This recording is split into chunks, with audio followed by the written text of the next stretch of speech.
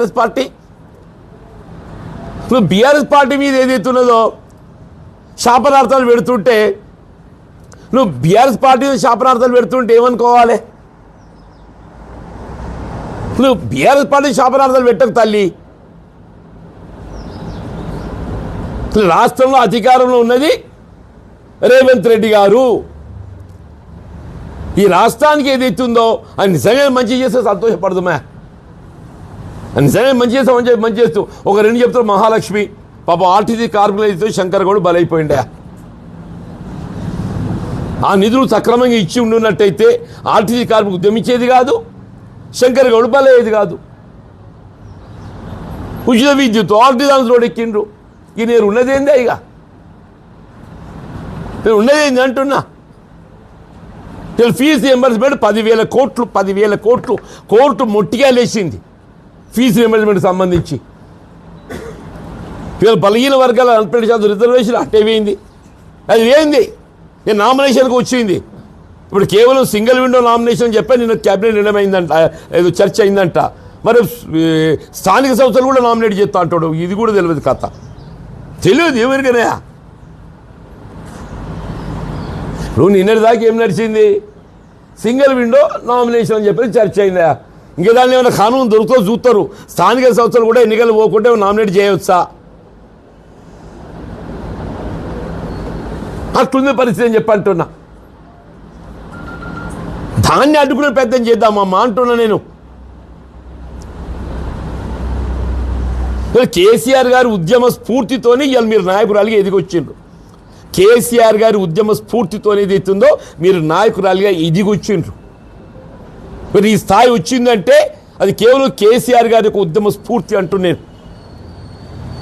దాన్ని కేసీఆర్ గారిని మరింత గొప్ప నాయకుడు నిలబెట్టే విధంగా ప్రయత్నం చేద్దాం. కేసీఆర్ గారిని మరింత గొప్ప నాయకుడు నిలబెట్టే ప్రయత్నం చేద్దామని చెప్పంటున్నాను.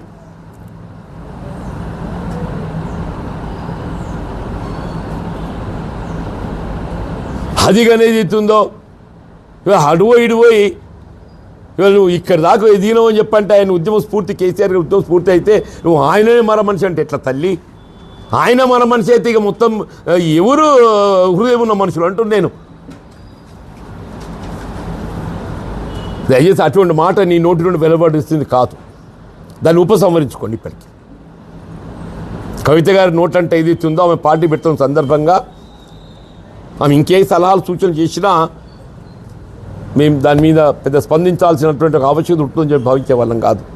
కానీ అంత పెద్ద ఆయన పట్టుకొని ఏదైతుందో తెలంగాణ ఉద్యమ నాయకుడు, తెలంగాణ రాష్ట్ర ఏర్పాటు స్ఫూర్తి దాత, 2 పర్యాలు రాష్ట్రాన్ని ఏదైతుందో దేశంలోనే కాదు అంతర్జాతీయ స్థాయిలో నిలబెట్టినటువంటి ఒక గొప్ప నాయకుడిని పట్టుకొని ఇలా మరమనిషిగా పేర్కొనడం అంటే నిజం కూడా దాన్ని మరి జీర్ణించుకోలేకపోయి మీరు కవిత గారు మీరు ఆయన స్ఫూర్తిలో మీరు ముందుకు వచ్చిన నాయకురాలు కాబట్టి let might have slipped the tongue or లేకపోతే నిజంగా ఉద్దేశపూర్వకంగా అన్నారు, చెప్పలేము. అది కూడా